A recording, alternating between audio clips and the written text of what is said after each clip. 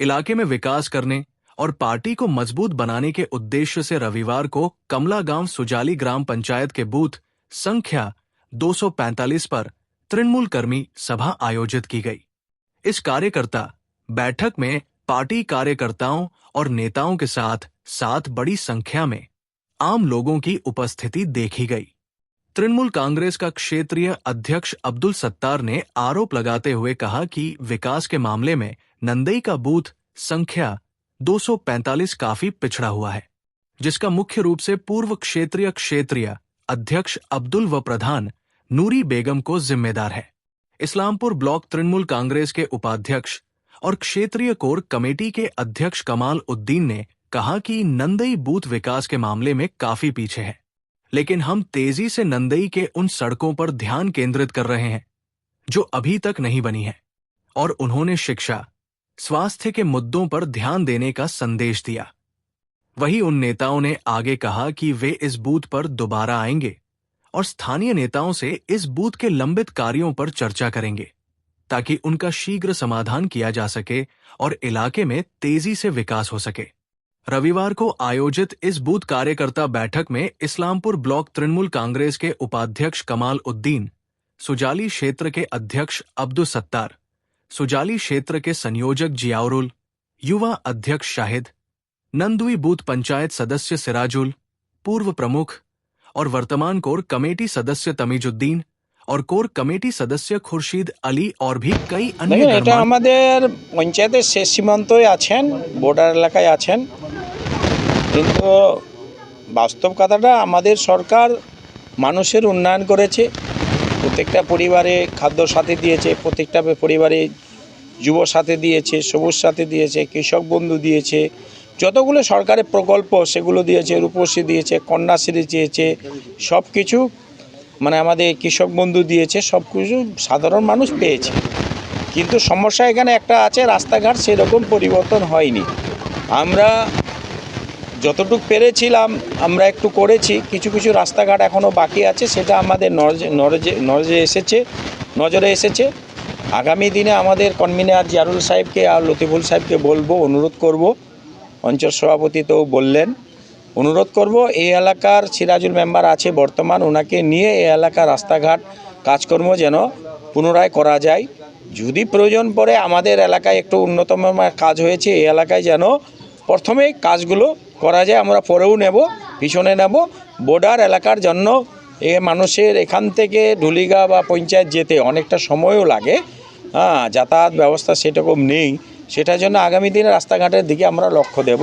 কিন্তু আমরা পঞ্চায়েত নির্বাচনে পরে আসার পরে কিছু ফান্ড আমাদের পঞ্চায়েতে কমে গেছে, এনআরজিএস থেকে শুরু করে অন্যান্য কাজ, 100 দিনের কাজ, এই ফান্ডগুলো বন্ধ হওয়াতে একটু অসুবিধা আছে।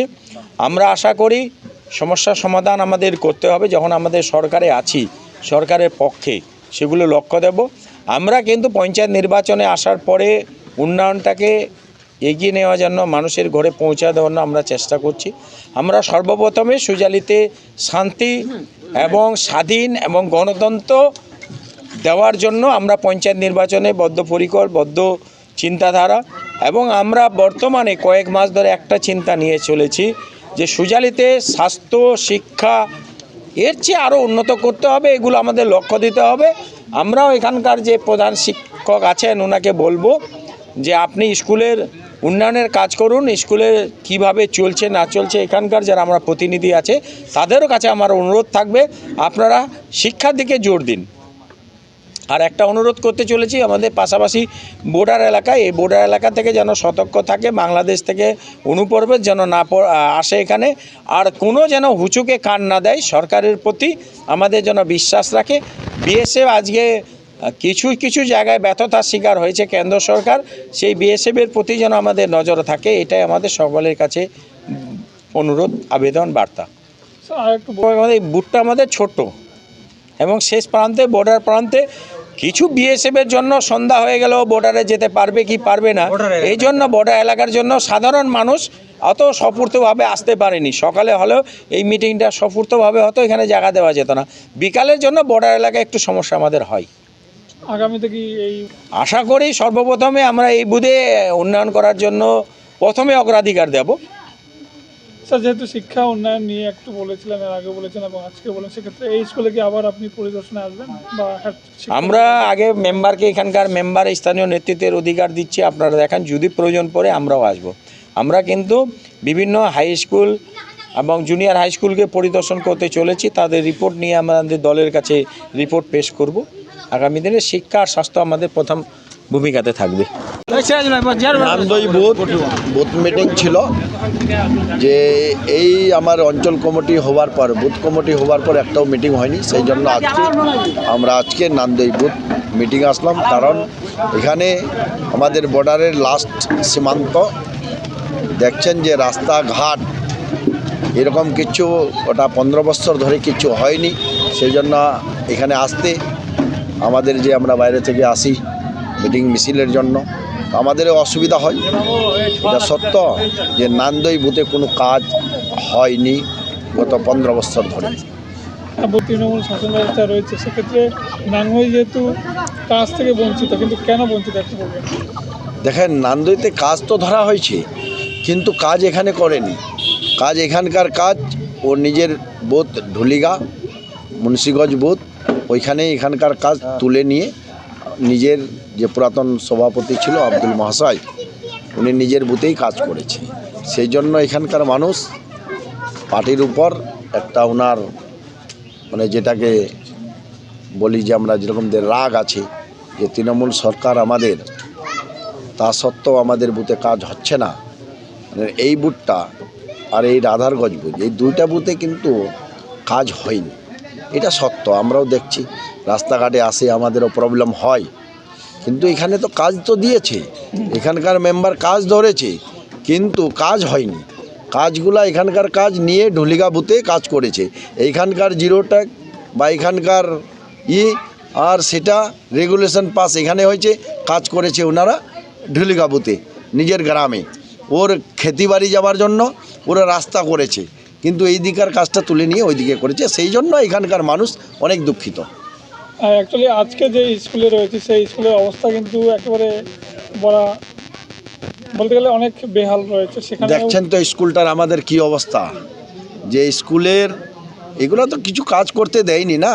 ওই তো এখানে ট্যাঙ্কি বসাইছে, মোটর দেয়নি। যেহেতু আমাদের এখানে প্রত্যেকটা স্কুলে একটা করে ট্যাঙ্কি পানির জলের ব্যবস্থার জন্য দেওয়া হয়েছিল, কিন্তু দেখেন অবস্থা কি করে আসে। এই যে 15 বছর ধরে যে শাসন করেছে, সেইটাকে মুক্ত করে এখন আমরা 1 থেকে 1.5 বছর ধরে আমার আসার হলো, এখনও পর্যন্ত প্রধান উনি রয়েছে।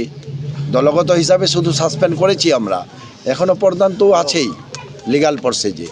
সেটা এই মাসে মনে হয় যে ওনার শেষ হবে প্রধানী পদ থেকে।